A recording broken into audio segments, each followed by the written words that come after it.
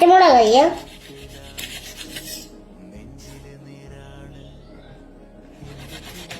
Okay, നമുക്കിത് ഇതിനകത്തോട്ട് ഇട്ട് കൊടുക്കാം. ഇതാണ് നമ്മൾ ഉണ്ടാക്കാൻ എടുക്കുന്നത്. ഇനി നാരങ്ങ പിഴിഞ്ഞു കൊടുക്കാം.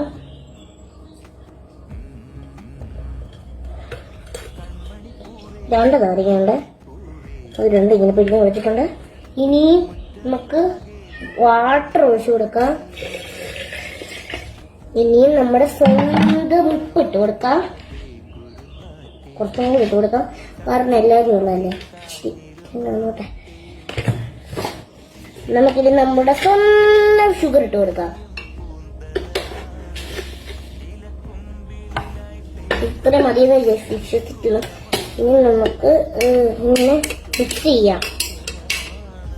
രസമില്ലേ കാണാൻ? നന്നായിട്ട് നമുക്ക് ടേസ്റ്റ് നോക്കാം.